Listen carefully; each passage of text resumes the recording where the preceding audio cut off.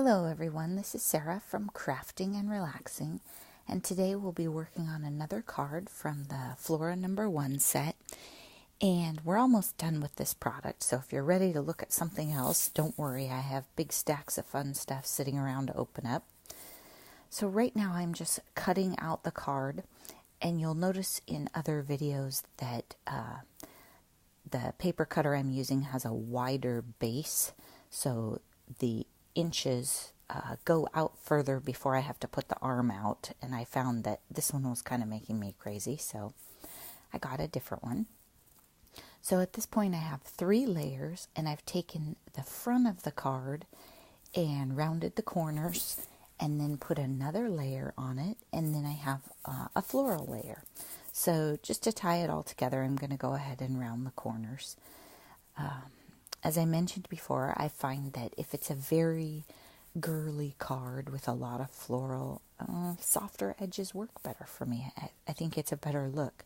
You'll notice in different styles of cards or cards for different genders that I do things a little differently. Different age groups too. Some techniques call for torn paper and shredded things and a little bit messier. And then I'm going to use the Hermadotto roller and just glue that on. And I could have used my art glitter glue. It's just a matter of what was handy.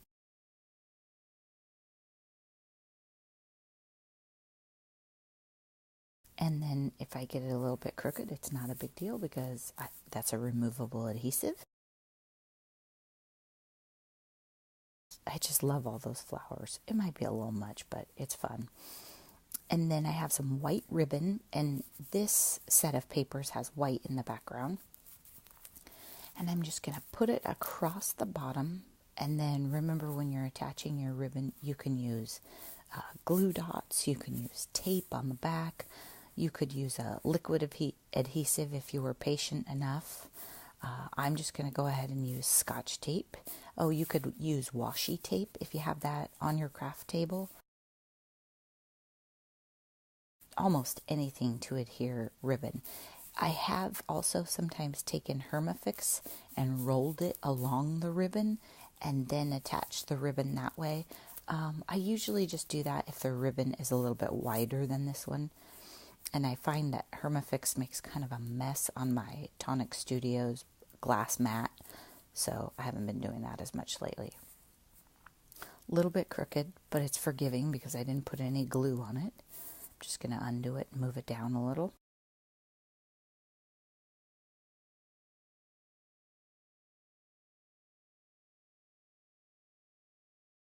And then I'm going to look for some embellishments to put on it just to add some interest.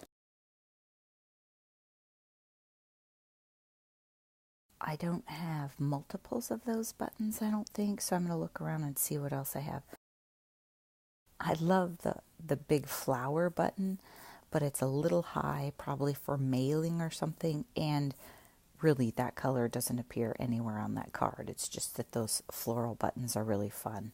And when you have a flower button like that, you could put a jewel in the middle of it. You can put a little knot of embroidery floss or ribbon.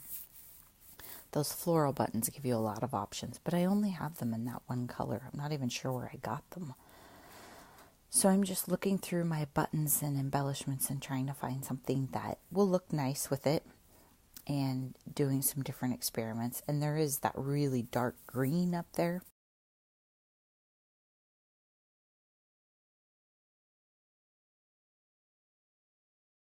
I'm just experimenting with the ribbon a little bit, and I've tied a knot, got a little out of the view of the camera for you, sorry, and just tied a knot. And when you're just going to do a knot, be sure you tie the knot before you cut the ribbon. Much easier, and it doesn't take very much ribbon that way. Otherwise you need a big chunk. And because the things are so close together here, that's why I keep trimming the ends of the ribbon, because I don't want it to cover up all the embellishments next to it.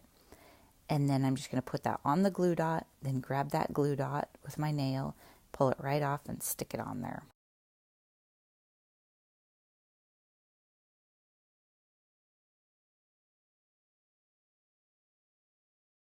And then I'm putting buttons on the back of those glue dots.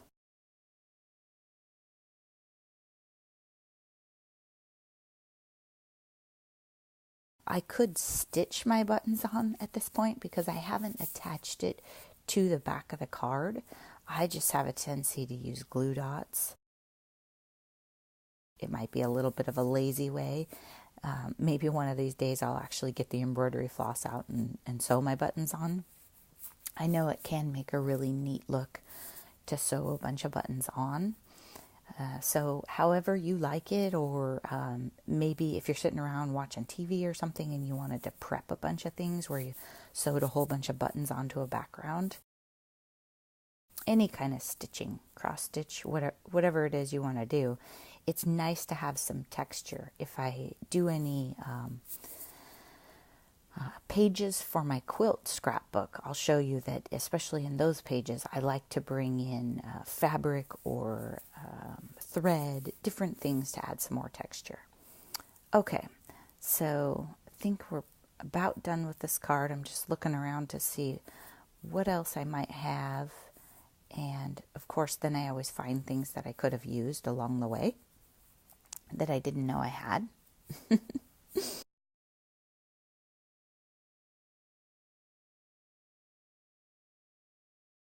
And I like the little tiny button, but I don't have a bunch of them. So I would like to go across with a whole bunch of different tiny, tiny buttons so it's not so distracting. But one pink one and one light blue one isn't going to do it. So I'm just kind of looking around. It's always good to look and see what else you have. That's how you find things, and you look at your stash differently and you come up with creative ideas. Sorry, I get off camera sometimes.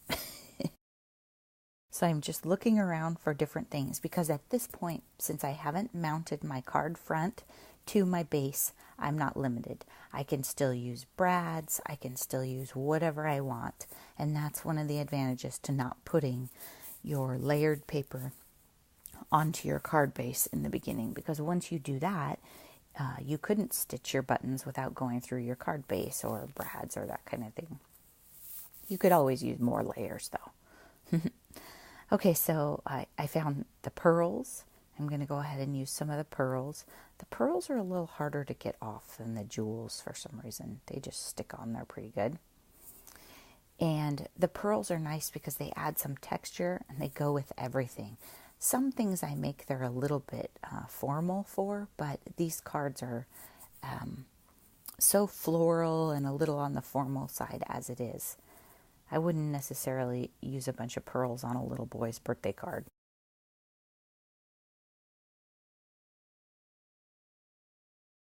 So just trying to get them off.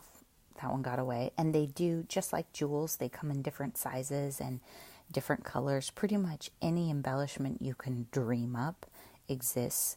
And if you have like alcohol-based markers or different things, I've seen people color on their jewels so that, or I don't know, maybe you could do it with Sharpies so that you can change the color of them if you want. So if you only have white ones and you wanted it to be a dark gray or something like that, just for texture instead of being an actual pearl. So I'm just going along that ribbon and trying to add some different interest. And these are, I don't have any trouble with these sticking. Every once in a while you'll get a product that doesn't stick very well, like a chipboard. So thick cardboard stickers, we call those chipboard. And sometimes in different brands of those, they don't stick very well. So you have to add glue dots or glue or something. But I haven't had any problems with my pearls. So there we go. That just added a little more interest than just 3 buttons in a row. And I'm going to put the art glitter glue on the back of it. Remember to put the tip down on the paper and drag it. That gives you a smaller bead so you're not wasting glue and you don't have so much dry time. It does dry pretty quick. It's a nice glue. I noticed that I'm using it more and more, and I maybe should have gotten a refill when my friend went to the store and asked me if I wanted one. but I can always order it online.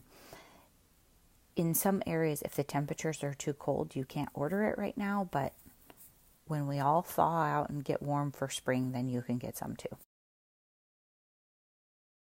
Okay, so then I'm just gluing it down and trying not to smear the glue that I have on my fingers on the card.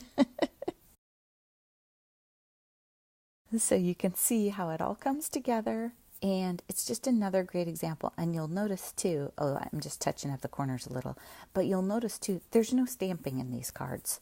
So you could even, like, if you have a friend that's maybe somewhat crafty or just learning, you could make them a kit and put stuff together for it and send it to them. Or you could just make cards and have fun. These aren't hard. They don't take a lot of supplies. I know my desk is always messy, so it looks like it, but it really doesn't take a lot of supplies. So it's just fun to go pick out a collection, especially, a $5 clearance one, and see what you can do with it. Thank you so much for watching, and if you haven't subscribed to my channel, be sure and click subscribe down in the corner. Thank you very much for your support.